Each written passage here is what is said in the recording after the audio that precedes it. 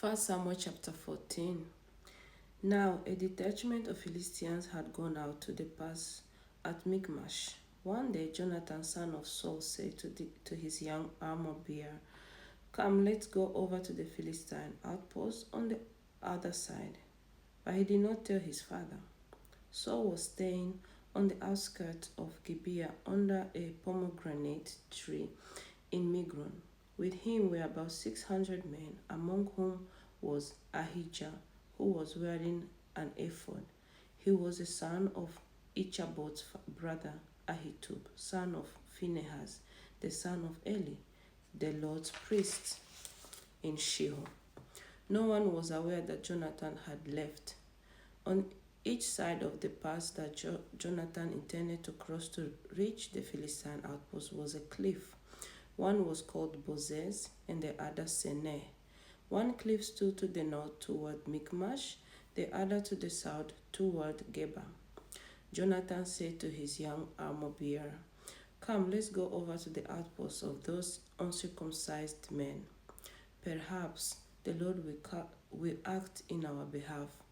Nothing can hinder the Lord from saving, whether by many or by few." "Do all that you have in mind," his armor-bearer said. "Go ahead, I am with you, heart and soul." Jonathan said, "Come on then, we will cross over toward them and let them see us. If they say to us, 'Wait there until we come to you,' we will stay there where we are and not go up to them. But if they say, 'Come up to us,' we will climb up, because that will be our sign that the Lord has given them into our hands." So both of them showed themselves to the Philistine outpost. "Look," said the Philistines, "the Hebrews are crawling out of the holes they were hiding in." The men of the outpost shouted to Jonathan and his armor-bearer, "Come up to us and we will teach you a lesson."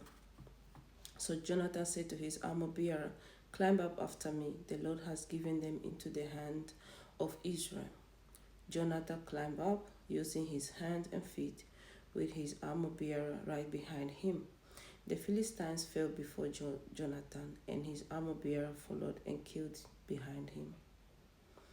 In that first attack, Jonathan and his armor-bearer killed some 20 men in an area of about half an acre.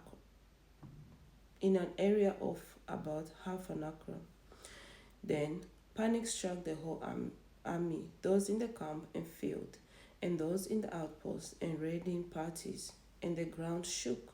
It was a panic sent by God. Saul looked out at Gibeah in Benjamin, saw the army melting away in all directions.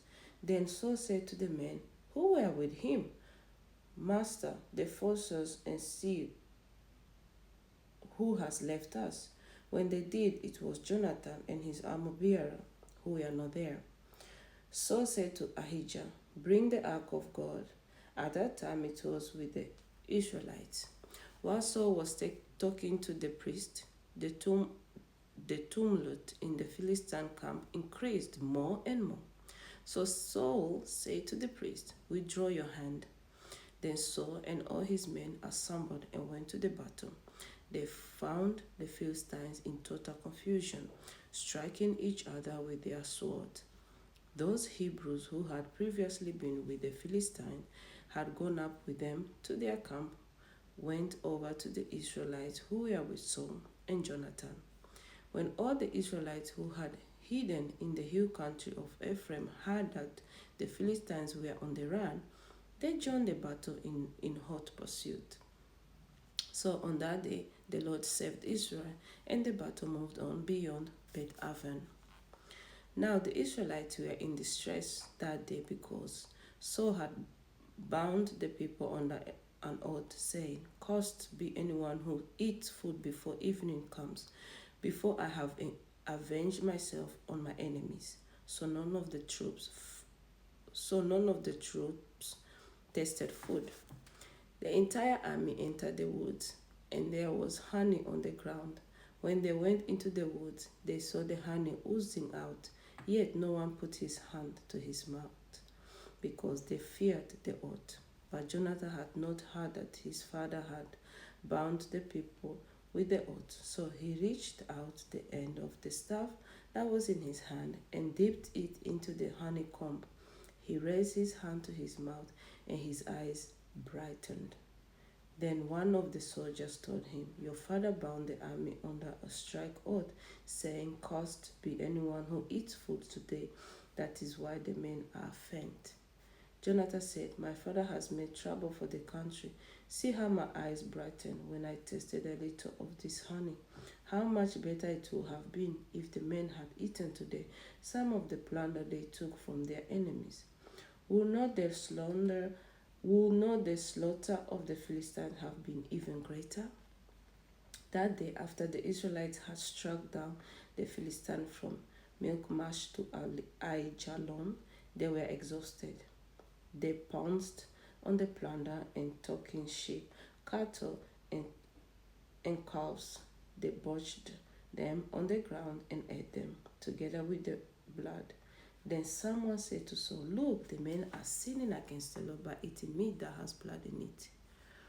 "You have broken faith," he said. "Roll a large stone over here at once." Then he said, "Go out among the men and tell them, 'Each of you bring me your cattle and sheep and slaughter them here and eat them. Do not sin against the Lord by eating meat with blood still in it.'" So everyone brought 6 ox that night and slaughtered it there. Then Saul built an altar to the Lord. It was the first time he had done this.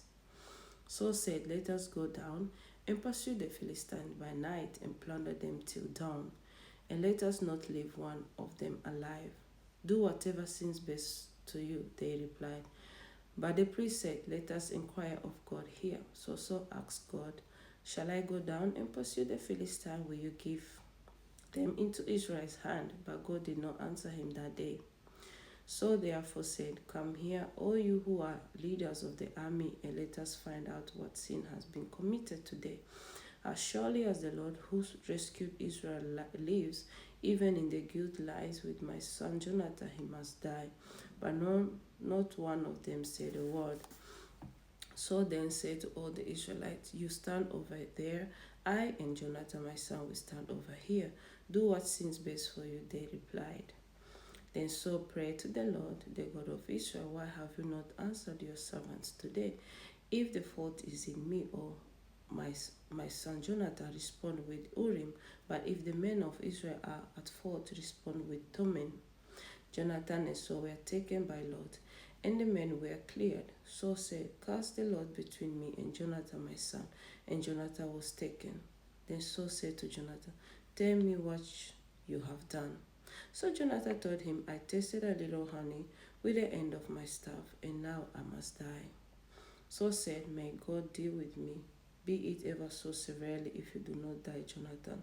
But the men said to Saul, "Should Jonathan die, he who was brought about this great deliverance in Israel? Never, as surely as the Lord lives, not a hair of his head will fall to the ground, for he did this today with God's help." So the men rescued Jonathan, and he was not put to death.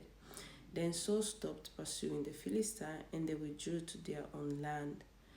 After Saul had assumed to rule over Israel, he fought against their enemies on every side: Moab, the Ammonites, Edom, the king of Zobah, and the Philistines. Wherever he turned, he inflicted punishment on them. He fought valiantly and defeated the Amalekites, delivering Israel from the hands of those who had plundered them. Saul's sons were Jonathan, Ishivi, and Malchishua. The name of his older daughter was Merab, and that of the younger was Michal. His wife's name was Ahinoam, daughter of Ahimaaz. The name of the commander of Saul's army was Abner, son of Ner, and Ner was Saul's uncle. Saul's father Kish and Abner's father Ner were sons of Abiel. All the days of Saul there was bitter war with the Philistines, and whenever Saul saw a mighty or brave man, he took him into the service. Bless the reading of the word.